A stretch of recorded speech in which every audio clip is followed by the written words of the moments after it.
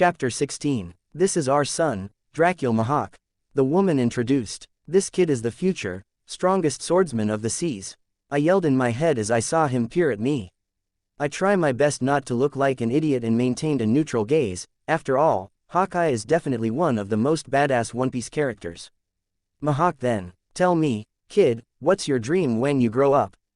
I ask him. He looks at me with his piercing gaze and answers right away.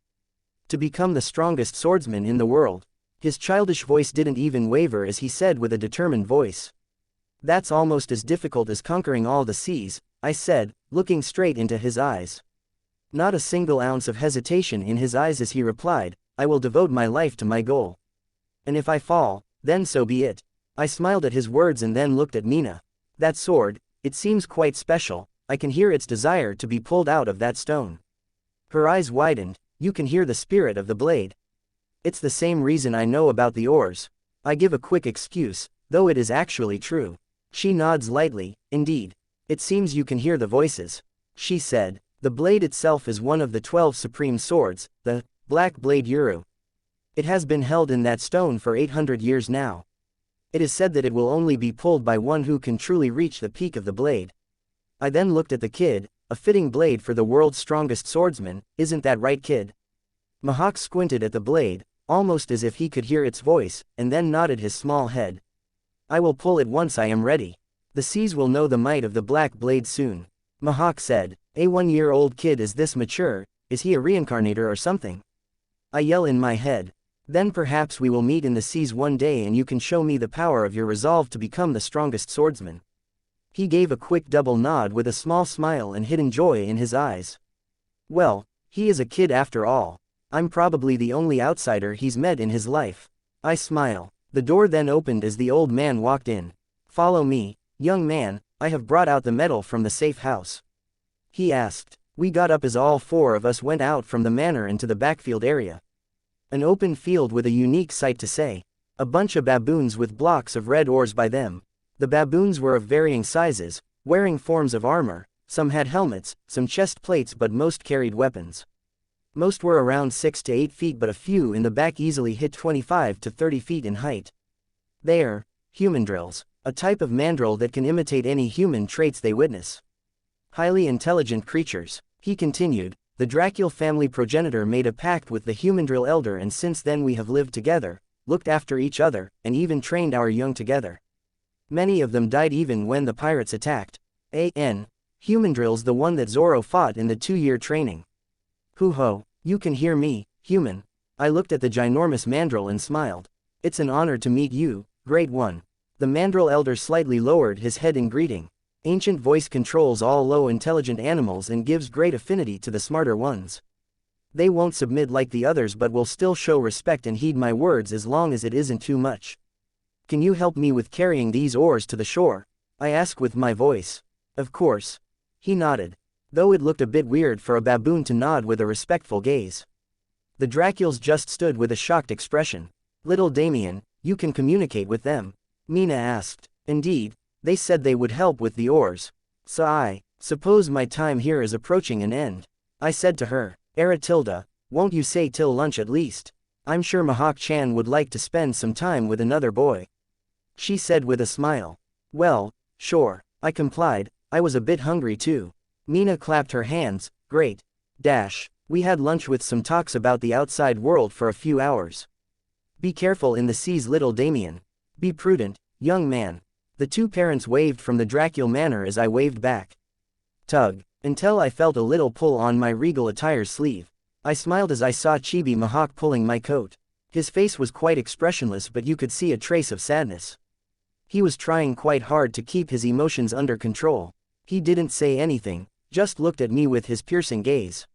I smiled as I saw him, future powerhouse or not, a 1-year-old is still a child. I ruffled his short black hair. The seas are waiting for someone like you. Train hard and look after your parents. I said as I kneeled to his eye level. He nodded, then after a few seconds he asked. Will I meet you again? I chuckled a bit. I'm sure we will cross paths sooner than you can imagine.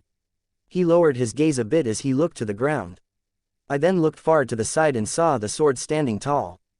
That blade is calling out, waiting to be heard. And I know you can definitely pull it out. Just remember to never lose sight of what you have chosen to commit to. The sword was indeed calling out. It wasn't submissive at all. Its pride was sky high and the blade was so sharp. You could literally hear a constant hum as the air around it was cut the moment it blew in its direction. Mihawk looked up as well and saw the sword as his eyes shined a resolute glint. I will hold that sword one day, so wait for me. Ni-san. These words being uttered from someone like Hawkeye may seem quite odd and unfitting, but at the end of the day, this was a toddler who is saying goodbye to his only real friend, and a true, big brother, figure. Someone who he could look up to. After all, he too knew about the voice and how rare it is to have it. Rahaha. Good, that fire in your eyes, make sure it never goes out. I laughed as I stood back up. He nodded with a small smile. See you later, kid. I said my goodbye and went off to the shore. Naturally he will meet him again. This was just a set-up chapter for him and his future exploits. On the shore, I can see a huge hill of blocks of crimson metal. They were around 1 cubic meter in size. In total at least 1,000 of them. I walked up to it and touched the metal. It was warm yet cold. Hard yet soft. Heavy yet light. The hell is this? This metal doesn't obey the laws of physics. I yell out in bewilderment. I took explosive engineering, so I had my fair share of understanding about metals used for encasing bombs and fragile material. This metal just made no sense at all. Damien, come on, you're applying laws of physics to world where you can fly by eating a fruit. Some laws do exist in this plane, but most laws tend to bend a bit. Sybil said. Sigh, can you give me some details about this ore? I asked her. Well, it is a foreign element in the eyes of science. It seems like it was a very heavy and strong metal bathed in an extinct species of ancient animal's blood. The blood carried a certain quality that changed the attributes of this metal. The blood should have oxidized the metal and caused rusting and eventual collapse. But it did the opposite. It made it stronger, lighter, and softer while retaining contradicting qualities. Most likely the blood was that of a fruit eater of sorts in which the user could control the forces applied. In other words, any force applied over a small space will be evenly distributed all over a larger body and in all directions, including that of devil fruit abilities. Opening square bracket. I see. For fruit powers to seep into blood, this animal must have reached awakening. She concluded. My eyes widened at her words. Awakening, one of the signs of one reaching peak mastery over their fruit. She continued, this way it will extremely difficult to break. And if coated on Adam's oak, then yes, it will reach a durability level of absurd numbers. One capable of holding the weight of the sky itself. And she finally concluded with the explanation. So what you're saying is that this metal is a byproduct of a metal that was bathed in an animal with a rare fruit's blood and became something that shouldn't exist. I surmised. Indeed, Damien, I'm proud of you, she said in a familiar sarcastic tone. Whatever, Sybil, but is this enough for a giant ship capable of holding the Rock's crew? I asked her. It is a meter wide and thick. Even a small 1 centimeter thick sheet will give you the effect you want, so, yes, it should be enough. Good. Can you store these in the inventory? I asked. Yes. 1 second. The blocks glowed a bit and disappeared instantly. 1,000 blocks of hemodetonidium moved to inventory. A blue notification popped up as nodded at the open sight of the sea. Come. My voice infused with authority echoed through the waters as many sea kings popped their heads up. We come to your aid, Great One. Give us your orders, Lord. Bestow upon me your seed, Great Lord. 30 or so sea kings, quite a sight. Take me to WATER-7, the rest of you will form a perimeter and warn me of any other ships nearby. They all bowed as 29 swam away and one blue sea king waiting in silence. Guys, let me know if something happens to the Dracula family. I yelled out to the trees. This Oni-san will call you if something happens, Tilda, Alice responded first. See you later, Damien bro. Watch out for the thirsty women, Damien boy. You are getting quite handsome and the hoes will be out to get you. Bill warned me while Alice snorted. May the seas be with you, young one. Yoda said his part. They all gave their goodbyes as I hopped on my ride and sailed away. Off to WATER-7. Author's Corner. Small arc for Mihawk background. Blood Ore and a quick break between the early fight is more to follow soon. As for Blood Ore, pretty much a Jurassic animal who ate the Force fruit and reached awakening had fallen and left behind a pool of blood. The blood was enriched with its fruit powers and bathed the metal below the surface. The metal then gained special qualities listed above, forming blood ore. Chapter 17. I am currently en route to WATER 7. Jimmy the Sea King told me that it would take another 4 hours to swim there, so yeah. Hey, Sybil, this ore, should I not keep some with me for my future ship?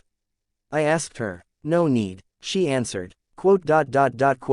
Huh, why not? I asked in confusion. The quality of this ore is beyond that of Adam's oak. It seems quite a decent idea to save some for myself. Remember when I said that a crew of 7 will come with certain perks as it is the wish of the Supreme One? She asked me instead. Right, you said to accept the absurdity of his request and that it has its own special abilities and whatnot. I recalled from a handful of years ago. Right, and this quest that I showed you 7 years ago will answer your earlier question. Create your own crew. Rewards. Blessed crew gift pack. Right, it was under the other tab in the quest log you first showed me. I nodded. I then looked at the rewards and exclaimed in understanding and asked, I'm assuming this gift pack comes with something better than blood ore. Indeed, so you need not worry about this unique ore. She finished her words. Well, I could still keep a few blocks just in case I want it for a weapon or something. I thought to myself. Well, after that thought came another, one regarding the Rock's crew.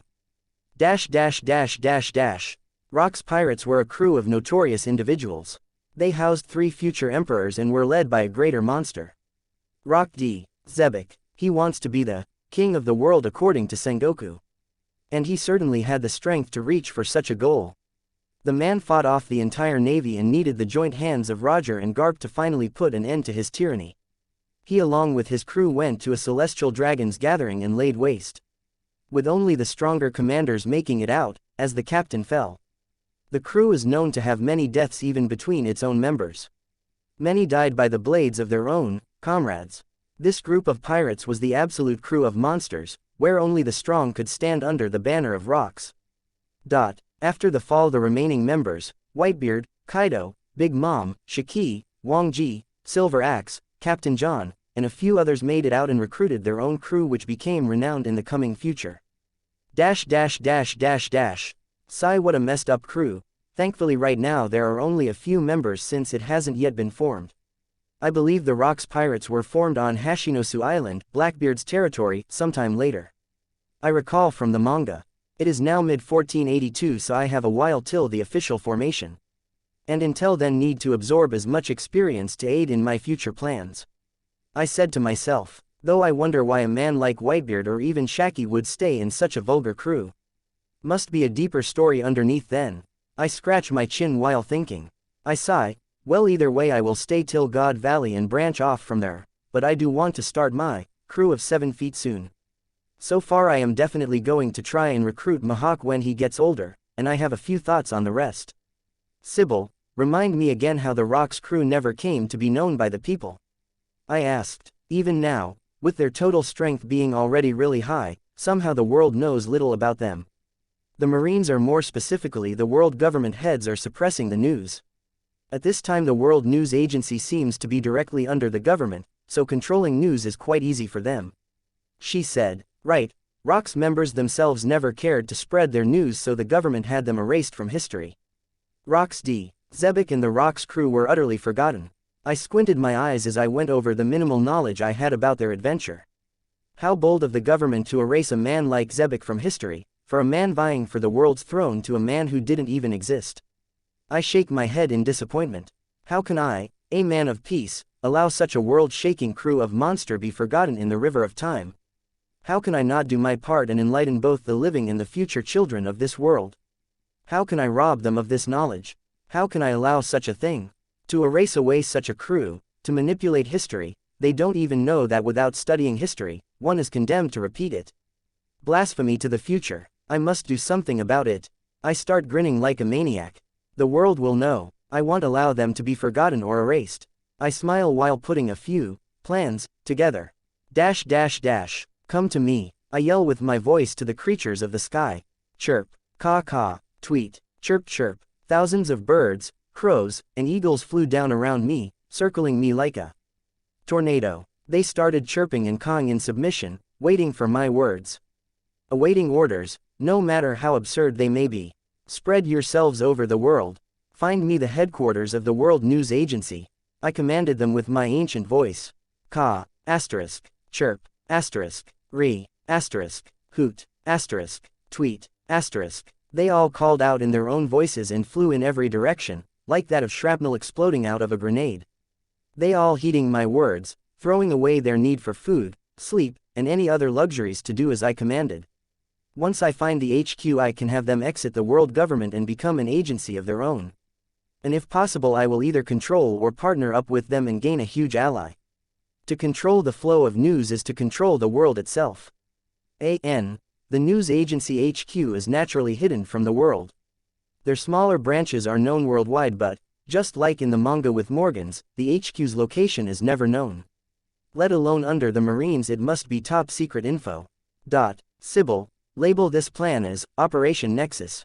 To have the World News Agency exit from the grasp of the government and become independent. Time limit is up to 1486, though preferable within the next year or two. I tell my system as I smile menacingly. Affirmative, Damien, but I must ask you to stop grinning like that, it's giving me the creeps. Sybil groaned. Ignoring the latter part, one nod as ask once more. Hypothetically speaking, can I control the head of the agency with my ancient voice? You could just weaken his will with your hockey, then compel him, but I'm afraid that would eventually be discovered by Cypher Pole. After all, they probably keep the head under great control. Knowledge is the most powerful tool in the Omniverse after all. Sybil rejected my plan. Any suggestions? I ask her. 1. Risk it with the voice. 2. Kill the current head and bring in a puppet under your control. 3. Find someone who won't fall under the pressure of the government and make him work under you. 4. Mimic a cloning fruit and send your own clone. This is a clone-type fruit, not Mr. 2's fruit, but one that can literally make a clone of the user ***. 5. Destroy the world and make your own version with your own agency. Geez girl, you need to be a bit plausible, like seriously, that plan 5 makes me look like the final boss or something. I put on a deadpan face.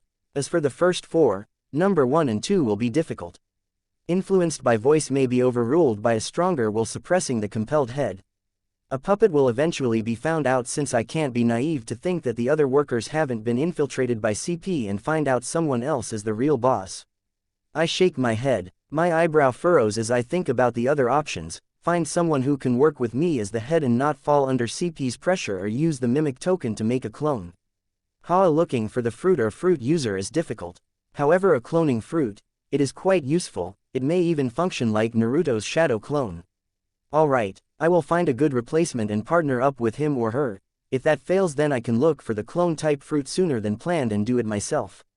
So I can only wish for option 3 to succeed. I squint my eyes as I reach a conclusion.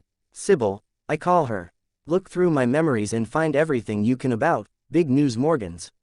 I request her. Morgans may deal with the government, but he does share whatever he thinks the world should know about. He even rejected the encouragement of CP0 and went against their wish to publish fragile topics.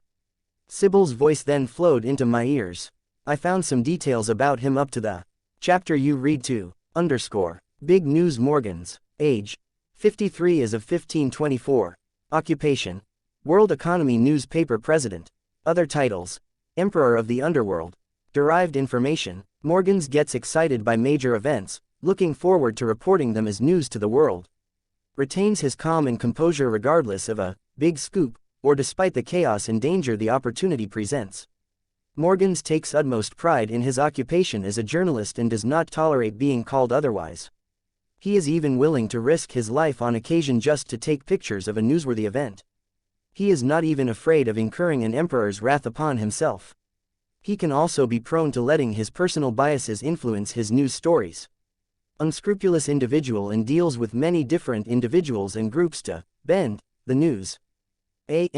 Source: https://onepie.fandom.com/wiki/Morgans. Morgans, 53 years old by 1524, so he would be around 11 right now. That age is enough considering his intelligence. Also, I can get him to work with me. An early relationship that controls the views of the world will greatly help my cause. The only problem is finding him. I have no clue where he is from.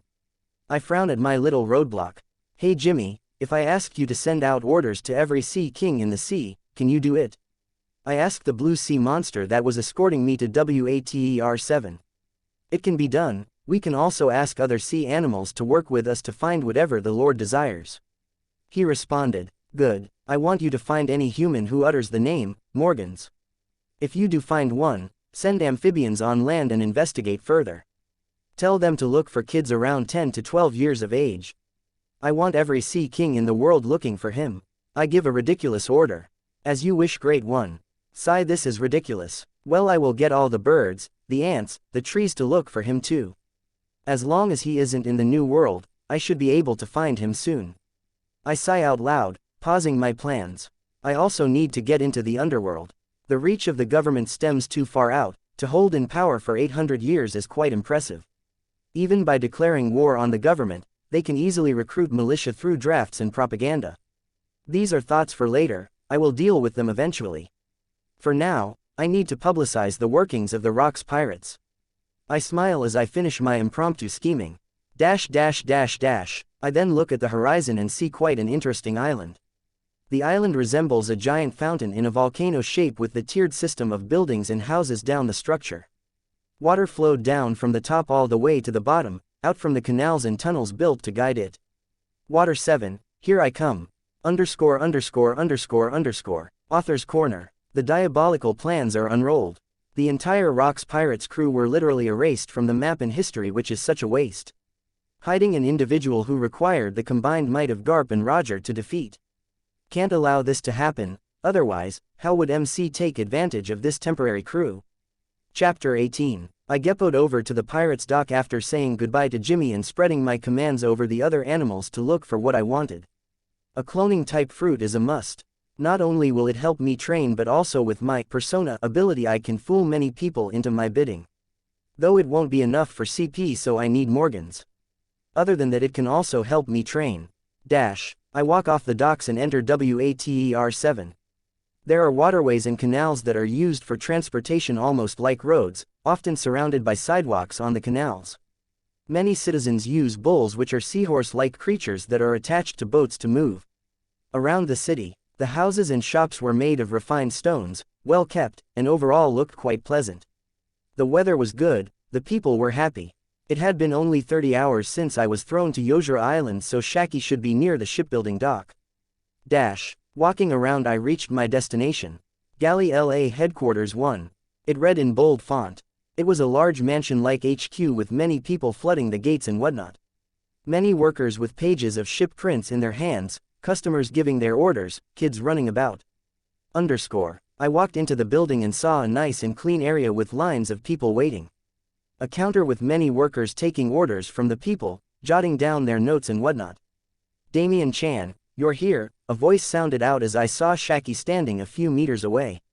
I didn't even feel her presence. She's definitely a powerful gal. Shaki, nay, I got the ore. I greeted her with a smile. Fufu, you are quite fast, come now, I had them wait for our order till you arrived. She said, you were waiting for me. She nodded while puffing on a cigarette. They wanted to see the ore as it may require them to modify the Adam's oak, and they didn't want to experiment with such treasured wood. I nodded. Adam's oak is very rare, it is normal for them not to guess and check with such prized resources. Let's go then. We are now sitting in a room with a very large fish man in front of us. He is a large cowfish fish man, with short horns and a yellow body. He had markings under his eyes, black spots on his neck near his gills, sharp teeth from his lower lip pointing upward, and a white beard. The fishman was in his prime, around 35 years of age, standing at nearly 10 feet in height. Tom, the greatest ever shipwright to roam the seas. The one who crafted the Oro Jackson, the vessel that carried the pirate King Roger. Tom San, this is our other crew member here, he brought the ore. Shaki casually said, Tahahaha, Shaki girl, I am quite interested in this metal you claim is better than the oak of the treasured tree. Tom laughed merrily. Old man, here, tell me what you think. I put my hand in my pocket and threw out a small chunk of blood ore to him. Though I only used that to cover my inventory. The large fish man caught the chunk of crimson ore as he held it in his hands. His eyes scanned the oars as his hands felt its physical qualities and whatnot. This ore, something like this, shouldn't exist, he said with great shock.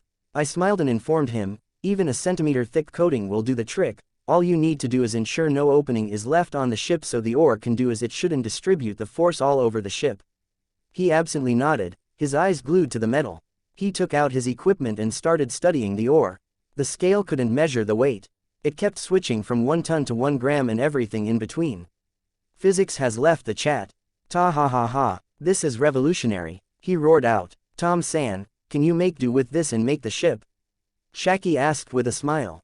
Though a 35-year-old dancing around as if he found a new toy looked a bit amusing, it was a given considering this man's love for shipbuilding. He then put the metal down and looked at me. You will need a lot of this metal, your size of the ship is quite large, Tom warned. The ship that Shaki proposed was around the same size as Whitebeard's future, Moby Dick. So size-wise, it would require a lot of this blood ore. Do you have an open warehouse for trusted eyes only? I asked him, getting the message across. After all, this ore is not something you want to be publicized about. Follow me, Tom said with a small nod. We stood in an open port with large logs of treasured oak laid on the ground. It was far from public view, with only Tom's trusted personnel working on the designs of the ship. The general concept was done, the color scheme looks to be dark red, with brown wood for the platform and cabins.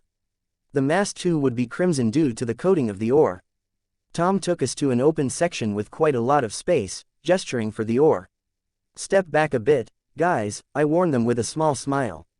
Shaki nodded though seems curious, after all, the inventory is not something I had shown her or anyone before. I do trust her, her job is information gathering, I doubt she'd let it slip out. I just waved my hand. A large hill of blood ore were placed neatly, casting a shadow upon us from the setting sun. It's beautiful. Tom was shocked at the sheer scale of the ore, knowing its absurd value if it were to be put on sale. Is this enough, Tom Austin? I asked him with a smirk. He just nodded and lightly said, ta ha ha, give me 6 days and I'll give you an indestructible ship, boy. We left the port to the experts and walked out to a cafe. Shaki and I sat, ordered some refreshments while chatting. Storage type devil fruit ability 2, Damien Chan. Curiosity burning in her eyes. Hehe, just another application of my powers. You don't have to tell me if you can't, we all have our little secrets, she sighed while smoking another cigarette. I laughed and spoke, will the old bastard start his little operation soon? Foo. Tycho said he would attack G8 which is a couple of islands away. He wants to ensure no one disturbs the new ship. Shaki shook her head and threw on a wry smile, so now Zebek-san, Newgate-kun, and Kaido-chan will run wild soon. Rahaha. They are as crazy as you'd expect. But for Death and Tremor to work together, G8 will probably be needed to be rebuilt ground up. Fufu, yes, I hope Kaido-chan survives. They will definitely send Garp, Sengoku or Basara. I raised my right eyebrow and inquired, this Admiral Basara, what exactly can he do? I obviously know about Garp and Sengoku's prowess, but this dude was never mentioned in the manga so I am quite curious. The rank of Admiral is only fit for the real monsters. Shaki tapped her cheek. Well his strength is probably on par with Sengoku and a bit lower than Garp. He ate a very powerful devil fruit too. She went on, Basara ate the Paramesha type mountain fruit, giving him the ability to literally erect mountains from any surface. Making him a mountain human. My eyes widened, such an ability, doesn't that mean he can mold islands and surround any threats with them? Shaki nodded solemnly, once you meet Basara unless you can fly away quick enough, you will have to fight him. Only by making him retreat or by defeating him can you even dream to escape. And with his powers, he can also easily delay till reinforcements arrive. Basara the mountain may lack the strength of Garp, but his armament haki is known to be in the top 3 marines. I nodded as I heard more about the mysterious admiral, though the latter part of her sentence had me think. Top 3. Garp is of course at the top, who's the other one? I asked. Excluding Kong, Garp is indeed number 1. As for second and third, it is a close contest between Basara the mountain and the quickly rising vice admiral. That being Black Arm Zephyr, she concluded. I went over her summary and nodded at her words as I fell into deep thought. Shaki nay, if you had to rank the marines in the level of danger, how would you do it? I asked her. Again, I know some of them, but not much is told about anyone other than Garp and Sengoku, so this information, for me, is quite invaluable. Fu. Shaki took another deep puff of her cigar and answered. From my perspective, I would base it off the difficulty Zebek-san would face from them, so going from least dangerous to most dangerous high-level marines would be Zephyr, Basara, Sengoku, then Garp, but the man who can probably go even further would be the Marine Fleet Admiral.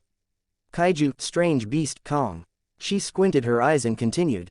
Zebek's death powers can wither everything away, including fruit powers. So usually it comes down to the total strength one can muster to push back the death ability. Hockey, fruit strength and physical strength.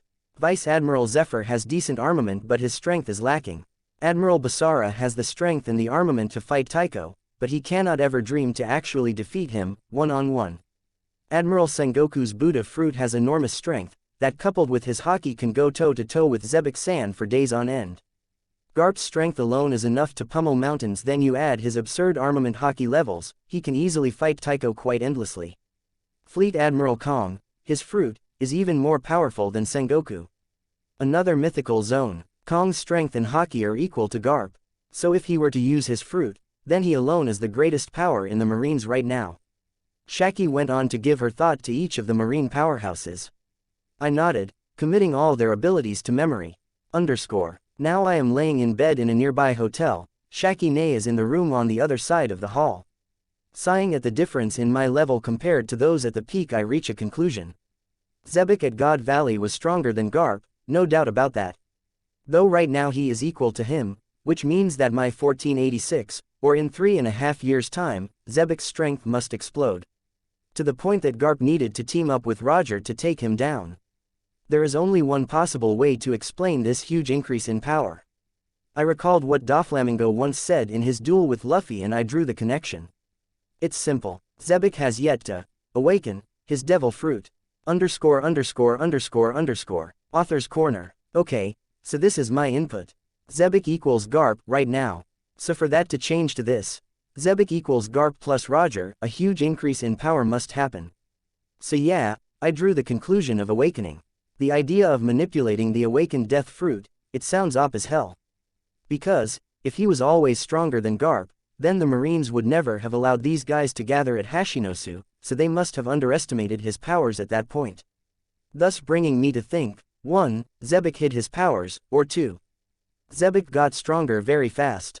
He doesn't seem to be the kind to hide his powers, so I went with the latter possibility. Chapter 19. 5 days later. It was a rainy day with the occasional breeze. Shaki and I were eating breakfast in an open shop as we heard murmuring from the people nearby. Did you hear about G8? Pirates. ... Admiral Basara deployed. ... Vice Admiral Garp is en route. ... G8 destroyed. Thousands of Marines dead. ... Pretty much it seems like Zebek and Whitebeard have started their little distraction. They seem to have deployed Basara and now sent Garp. One thing's for sure is that G8 is no more. I chuckle in my head. ...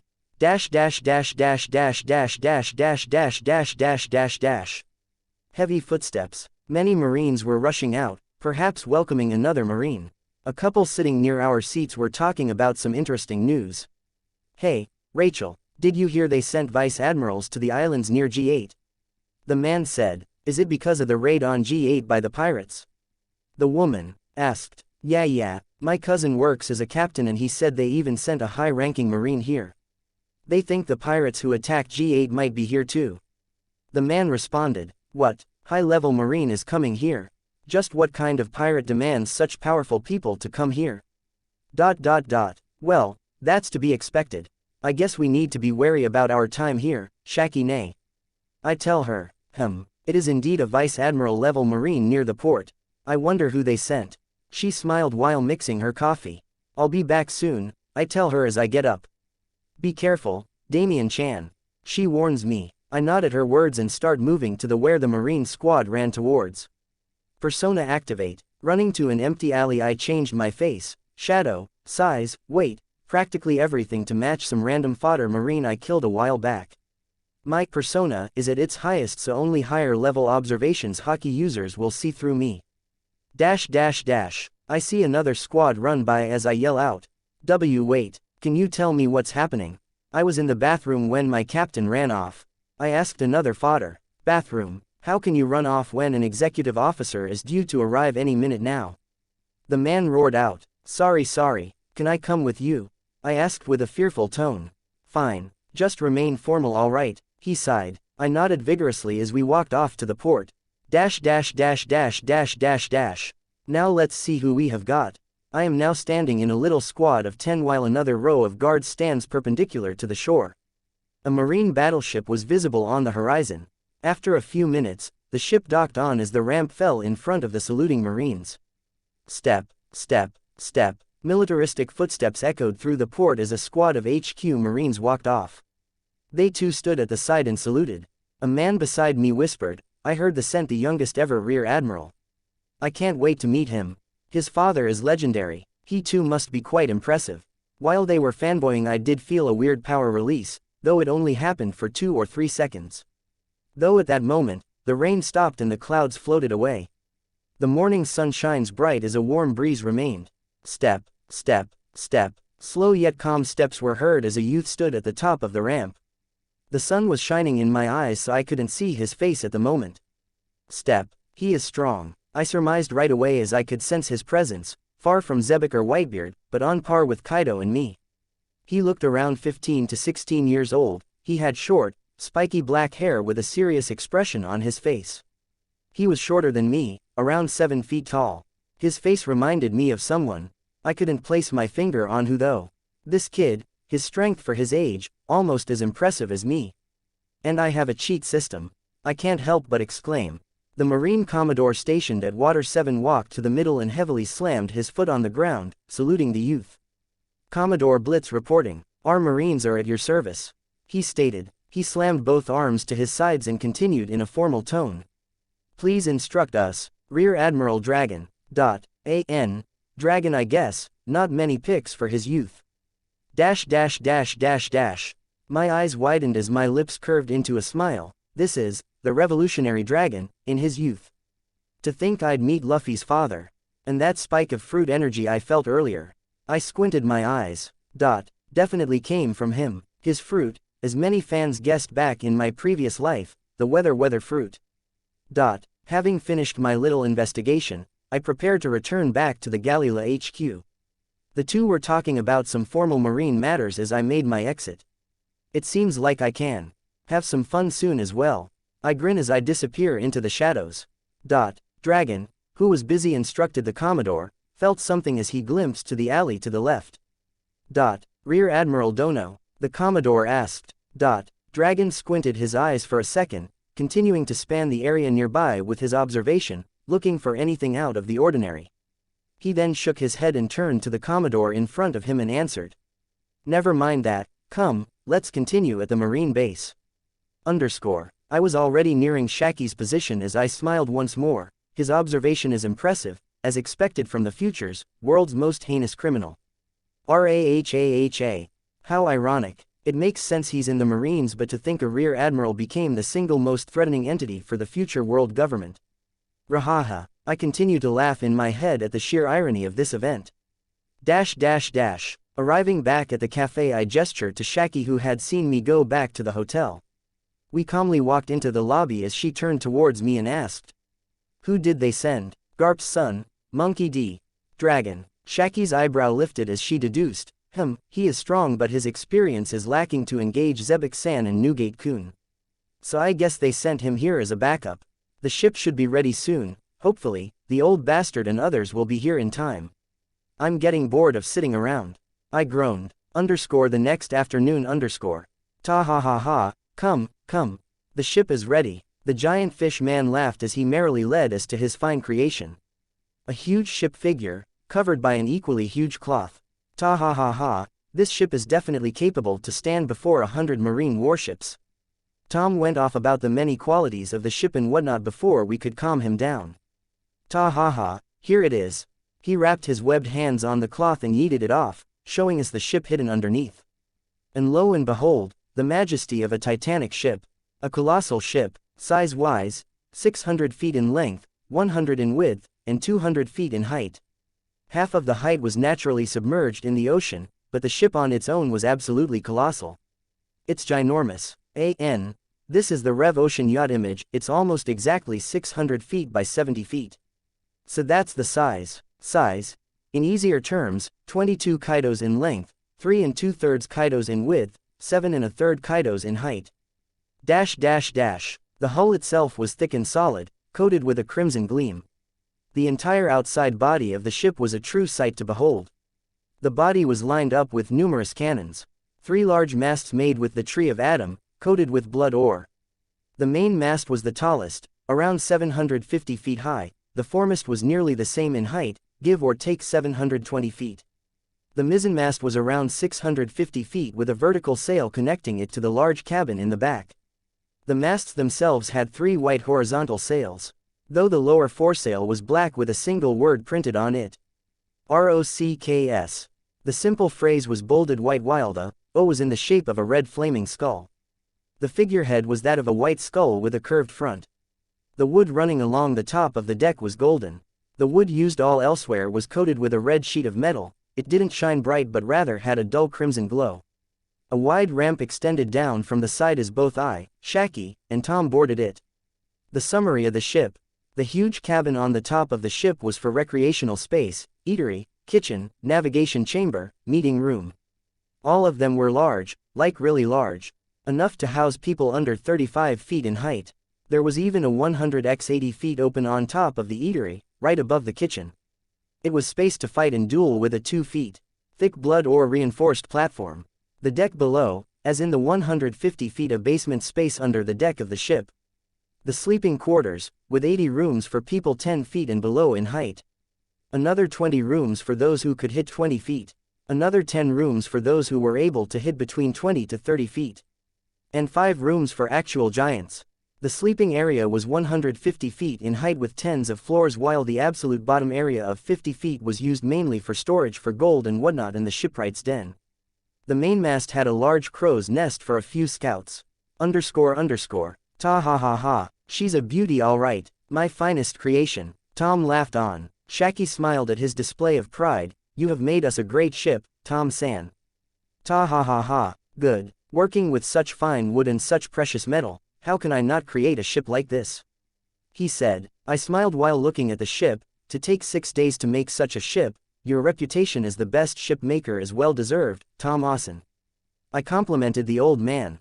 Ta ha ha ha. A while later, Tom had left while this Titanic ship was being prepped to sail. I frowned and asked, if we sail now then the Marines will surely notice, especially with the rocks printed in the front, Shaki nay. Yufufufu, Tycho was never discreet with his adventures, she mused. Sigh, I guess we wait till he arrives then. I couldn't finish before I heard a howling wind. FWOOOO. I couldn't hear the thoughts of the wind as they were too chaotic, but I suppose that itself gave it away. Shaki's eyes gleamed as she said, they're here, and they brought company. Her observation spans so wide. I exclaim. We set sail. It's not like they can actually sink this ship. I offered. Shaki smiled. Fufu, you seem excited. She nodded. Let's go. Shaki also was our temporary navigator so she could steer this beast of a ship with decent mastery. We were in the port behind the main populace so no eyes were there. But the moment a ship this large sailed, it alerted everyone. Marine base of Water 7.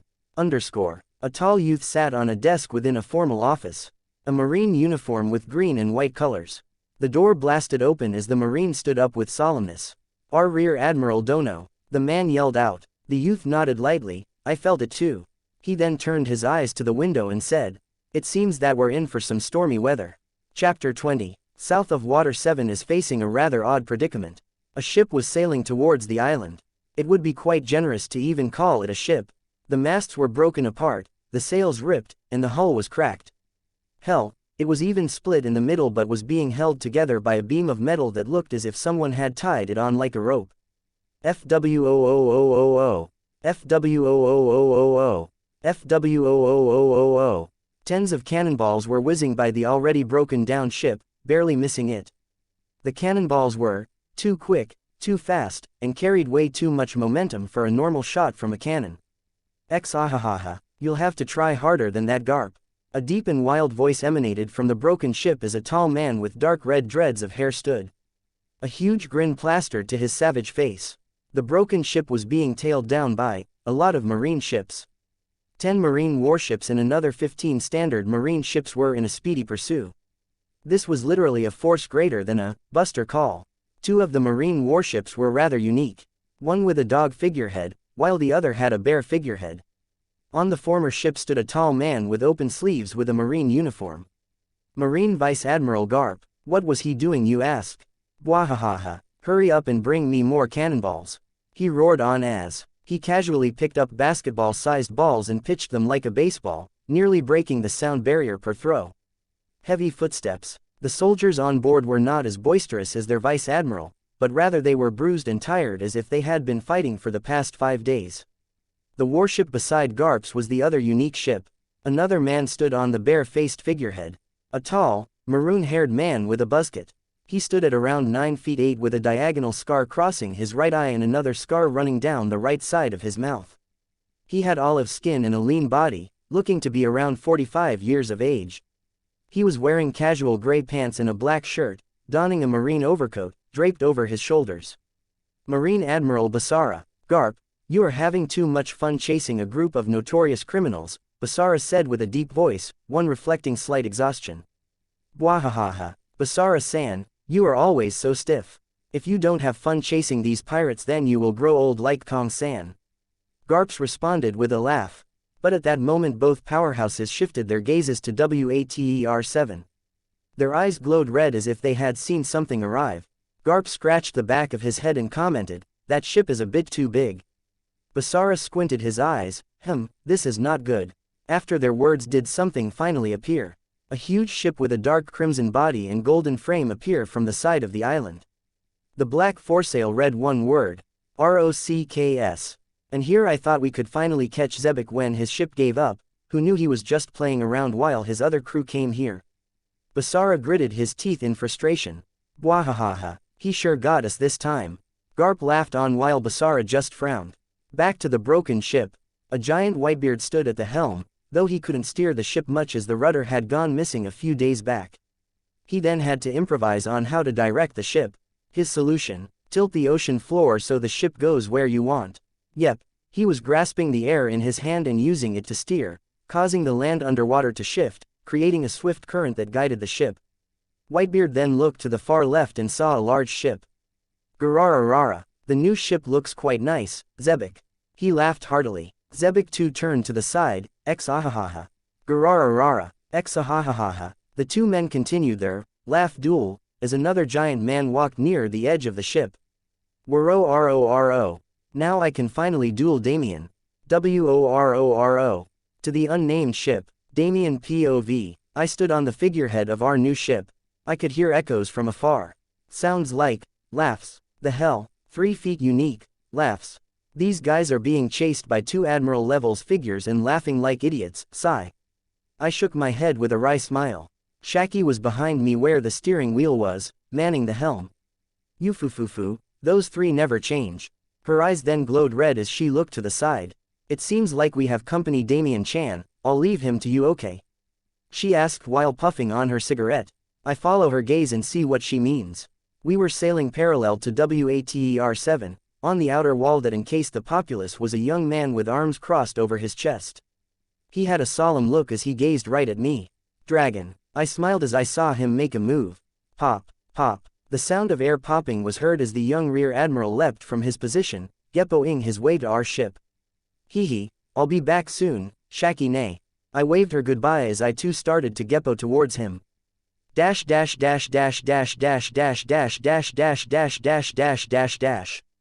Third POV. Dragon, a recently promoted rear admiral, was currently standing face to face with a tall youth. Monkey D. Dragon, son of the fist. I wonder if your strength is worthy to be his child, Damien said. Tall, black hair with red streaks on the left side of the head, young face. It seems you are the new member the old man warned me about. Dragon said in his youthful voice. Damien smiled as he pulled a quick stats check of his opponent. Monkey D. Dragon, age 16, should be 13, but I am the boss here. Height 7 feet 10. Devil fruit. Weather fruit P. Fruit rating 6.5 stars. Hockey. TBD. Strength. Low tier Yonko commander. His strength is a level higher, but I have reached the peak of my stage, meaning we are quite close. Damien thought to himself. FWOOO. Both youths dashed forwards with blackened fists. Boom. A shockwave was sent out as the fists collided.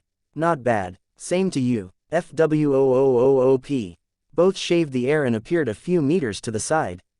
Boom. Boom. Boom. Small explosions sounded out as they continued a simple exchange of fists while shaving through the air. All their attacks seemed to cancel the other ones out. Both once again appeared 10 meters away from each other. Damien smiled as his left fist was covered with a red glow. Seeing the dangerous aura behind his opponent's move, Dragon makes his move. He spread both arms 30 degrees down from his shoulders as the clouds in the air gathered around his arms. Rumble. Whirling gray fog, with sparks of lightning within, all wrapped around both arms. Releasing quick thunderous sounds as they gathered strength. All crush. Storm's end. A crimson fist that seemed to crush all the air around it collided with another fist wrapped in stormy clouds. Boom. A significantly large explosion resounded as both fists pushed back, giving no room for the other to move forward. Their clash, though not enough to split skies, still sent out quite powerful shockwaves, as tides of water were sent out in all directions beneath them. Damien POV. He's strong all right. He's using lightning from the clouds around his arms and shooting it into my nervous system, causing my hand to become numb.